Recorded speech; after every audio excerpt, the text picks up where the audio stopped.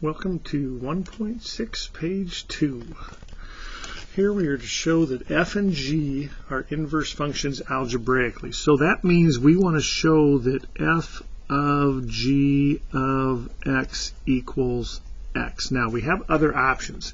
We could find the inverse of f and see that if it is g, or find the inverse of g and see that it is f. But this is kind of the definition of inverse functions right here, so we're going to use that. So I want to find f of g of x is 1 on x. And f is, we're not going to want to write real big on this one. F is a factory that takes things and puts them under 1, so this becomes 1 on x. But that's 1 divided by 1 on x. That becomes 1 times x on 1, and we just get x, and we are done. So interestingly, the graph of 1 on x is its own inverse. And if I show you this, the graph of 1 on x, they talk about using graphing calculator. It probably wouldn't be a bad idea, but I'm not going to have you do that. But the graph of 1 on x looks like this, and for instance 1 gives us 1, clearly put in 1 we get 1, negative 1 gives us negative 1, 2 would be up at a half. If 2's up at 1 half right here should be up at 2, y's become x's, and what we get is this reflective property. Yes, there's lots of ways this goes on to itself. It could rotate around 180 degrees. It could reflect over here. But this point, watch this, 2 1 became 2 1/2 became 1/2 2. It's really flipping over the line y equals x, and that's what they want you to see on the graph of this. So 22. Let's not get too concerned with this greater than or equal to 0 right now. The whole reason we're doing that is the graph of 22 actually looks like this. It's up here, and that graph is not 1 to 1. So they're saying, hey, let's just look at the part to the right of 0. Now, so we're really just looking at this part right here. Now, if we think about that, that's up 9. That would be over 3 because 3 makes it 0. If I flip that over here, then I'm going to get some kind of graph that looks like this. It's kind of flipped over that y equals x. So let's go ahead and just go through the process here. So I want to find f of square root of 9 minus x. F of square root of 9 minus x is 9 minus square root of 9 minus x squared, and that is 9 minus x, and then that becomes 9 minus 9 plus x, or just x, and we have it. Now there is some little trickery to this x is greater than or equal to 0 thing, but we are going to be addressing that a little bit later. Okay, 24.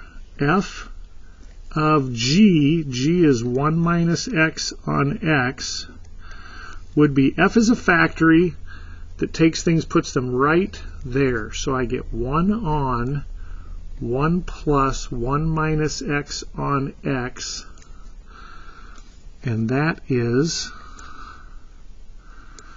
let's see, 1 minus x on x. So I'm going to get common denominators down here.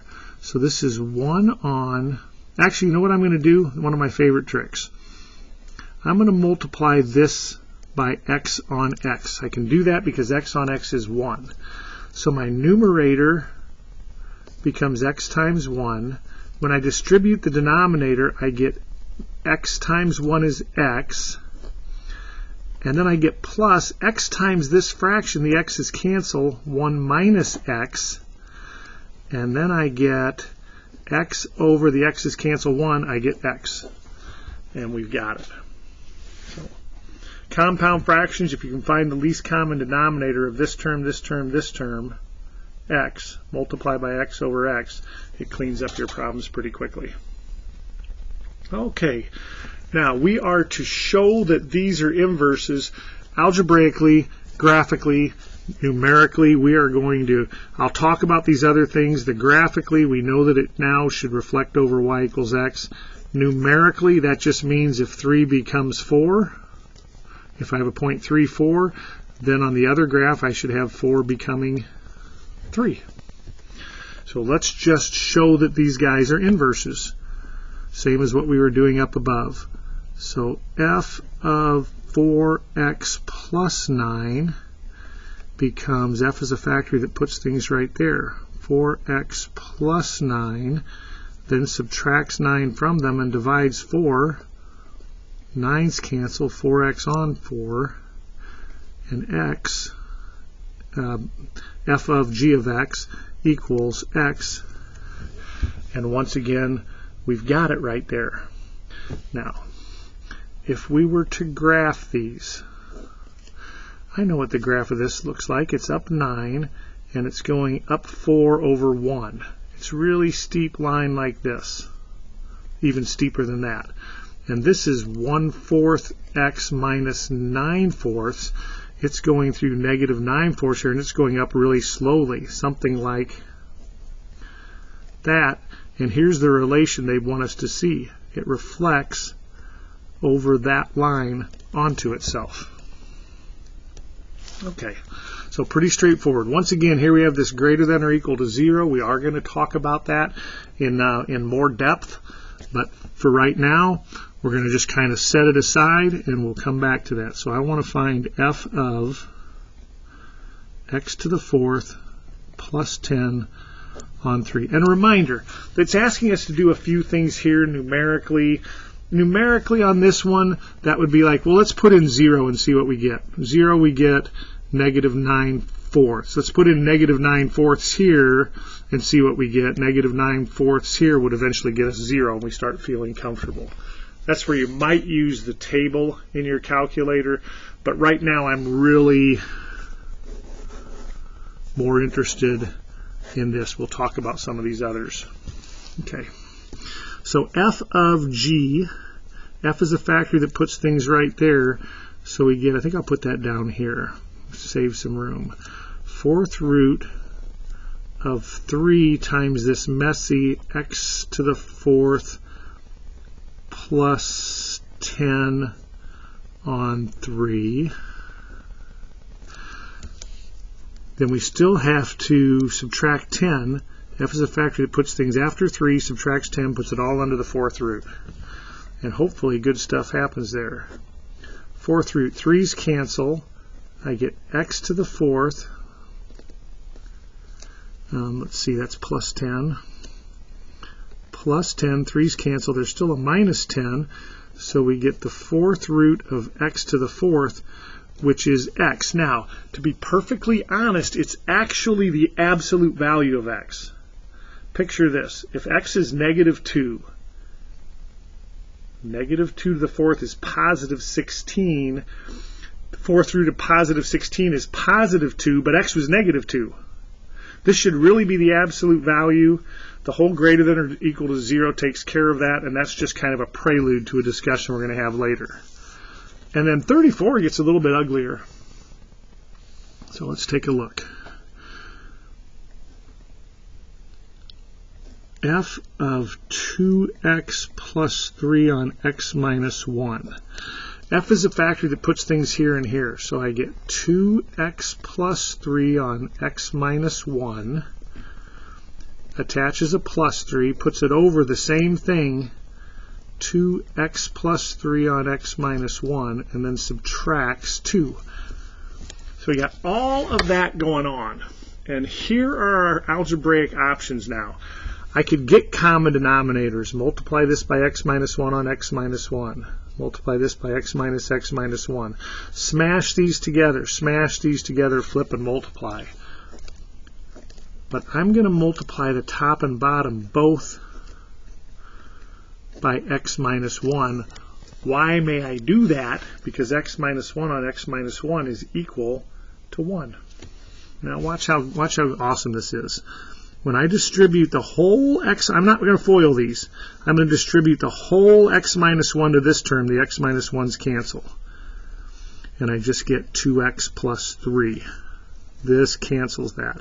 Now I have to distribute the x minus 1 to this 3. So that's plus 3 times x minus 1. Try that in the denominator. Same exact thing. X minus 1 to this term. 2x plus 3 minus x minus 1 to the 2, x minus 1. We're in dangerous territory now. Can I cancel the 2x's? And hopefully there was a resounding no to that. Those are terms. The 3's are terms. The x minus 1, while it's a factor to the 3, it's part of a term here. It's plus 3 times x minus 1. We can't cancel the x minus 1's. Talked about killing puppies with this one. It's such a common mistake that's made that I want to emphasize. Let's not make. Show me something new. Show me some mistake that I haven't seen before. I'm bored of taking off points for canceling the 2x's here or canceling the x minus 1's.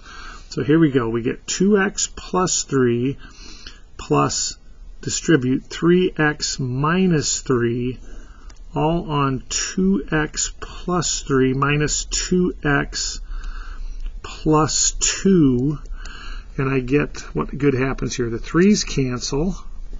I get 5x. The 2x's cancel on 5, and how about that? We got x. And trust me on this one, the graphs of these would definitely look like they reflected over y equals x. And just to show you one instance of numerically, if I was to put in 0 here, f of 0 is 0, 0, 3 on negative 2.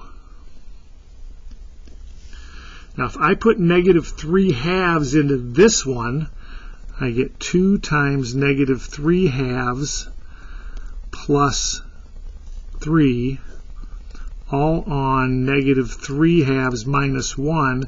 Well, that is 2's cancel. Negative 3 and 3, 0 on negative 5 halves.